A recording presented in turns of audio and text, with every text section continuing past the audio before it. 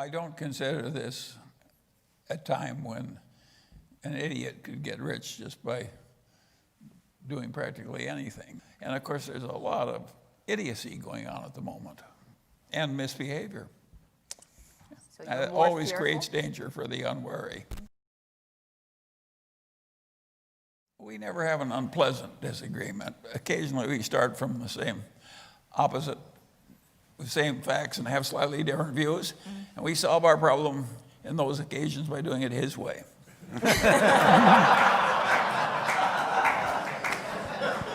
And some people say to me, how can you be so overbearing and domineering and unpleasant as you are, Charlie, and be in a subordinate position when you're dealing with Warren?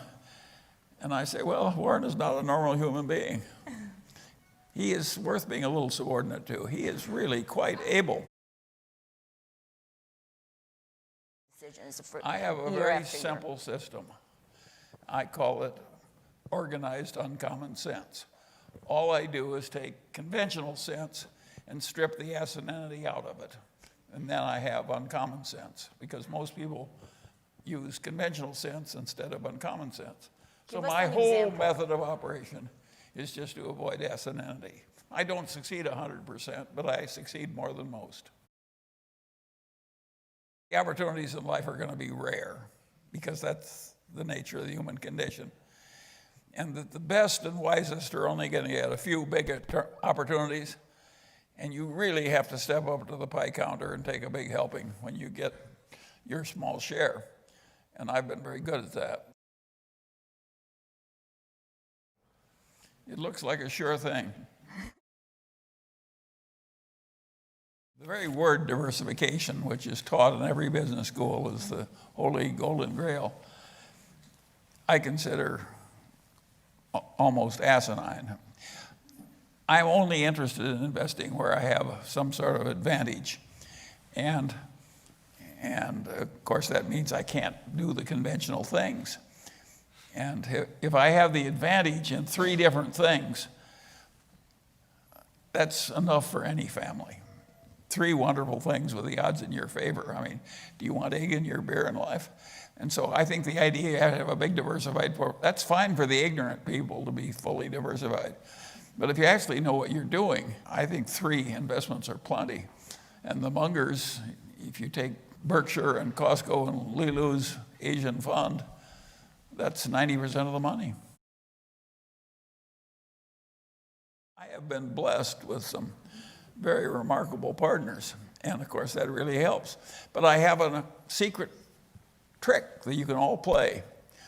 How do you get a marvelous partner? It's a very simple trick. And here's what you do. You deserve a marvelous partner. By the way, it works in marriage too. It's a very simple formula.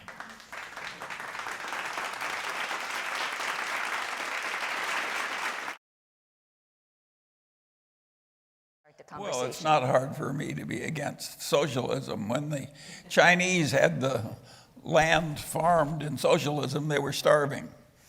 And finally, a bunch of starving Chinese peasants got together and said, each one of us is going to take a farm for his own self. And even if we die, we're going to do it. And so they divided up the farms with each one having his own farm. And of course, the grain production went up like 20 times in the first year. And in a world where something like that can happen, if you're a pure socialist, you're a nutcase, an absolute nutcase. And not a modest nutcase, a real nutcase. So somebody like Bernie Sanders or Elizabeth Warren, both of them very smart people and both quite admirable in some ways, but they just never quite learned what Adam Smith, just some basic facts of life they didn't learn. We can't help, if we want a productive society, we can't help but have these personal incentives to handle your own affairs. And if you do that, you get unequal wealth outcomes. So the price of plenty is that you can't have socialism. That does not mean that the rich societies of the West can't have a bigger social safety net than they do.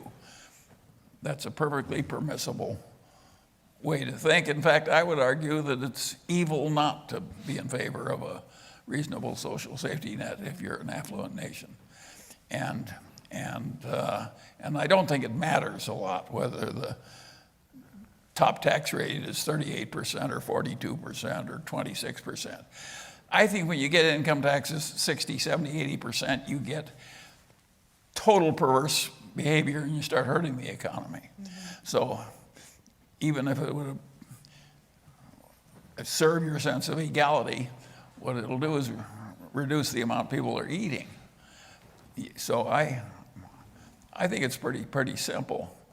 And of course we've got to have capitalism. And of course somebody like Bernie Sanders or Elizabeth Warren is a little nuts. And they've got high IQs too. But one thing I've noticed in a long life is that you can be a perfect nut with a high IQ.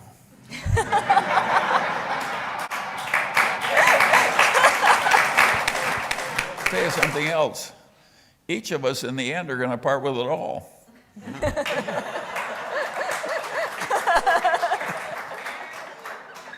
You win, Charlie. How much am I really giving away when it's all going to go away so soon anyway? They gave me some honors recently for making a gift, and I said, I waited until I was way past 90. And then I part with something that I'm soon going to lose anyway. I said, I don't think you're honoring the right person.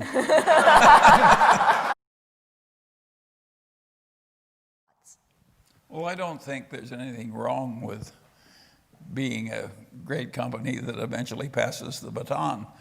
That has happened to every other great company that's previously existed. Of course, this country, it's going to happen to us in due course. It's as natural as saying that everybody has to die. Great companies have to wane and other companies become great companies. That's just the way the world is. And I think that the place we've all lived and the time we've lived in has been the easiest that any group of humans ever had. So those who found it difficult, all I can say is everybody else has it worse.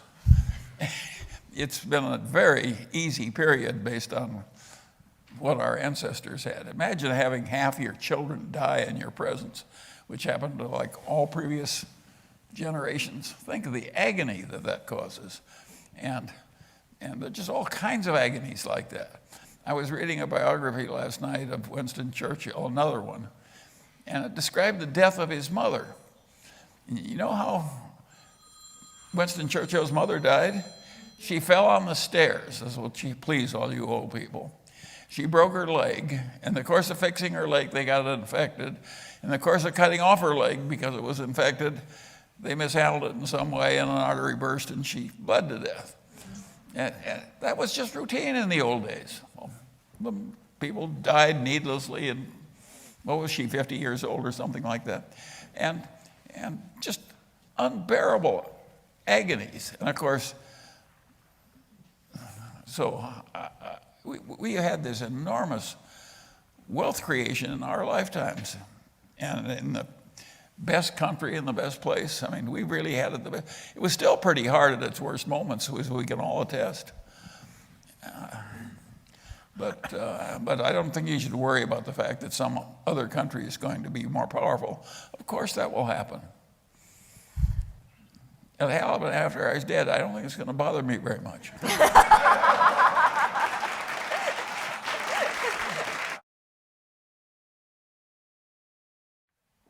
I don't get any accurate, unbiased news.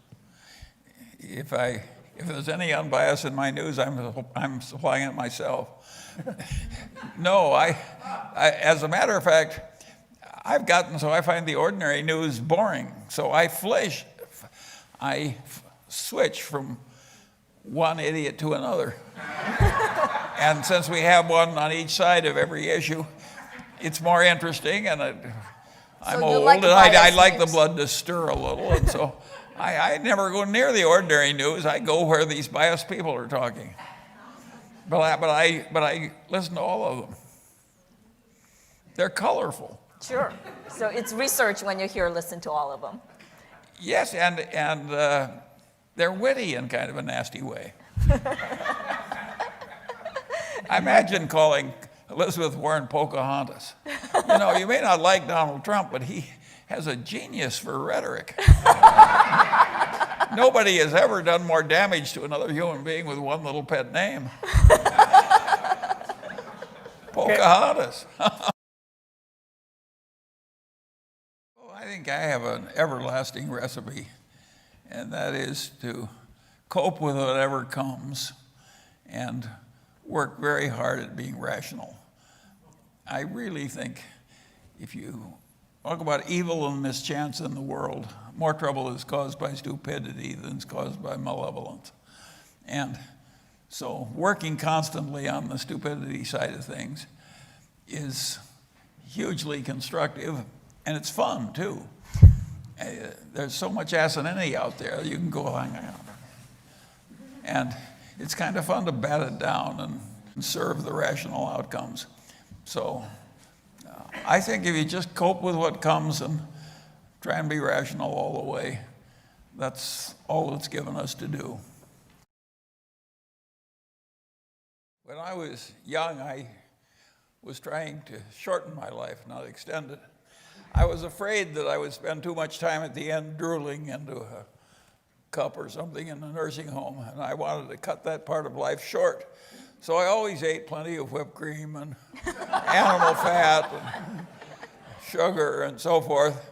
And it didn't work. I just kept living and living and living.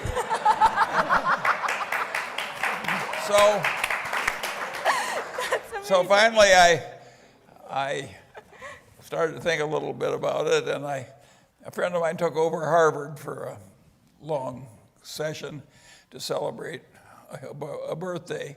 And there was a famous medical school professor from Harvard there.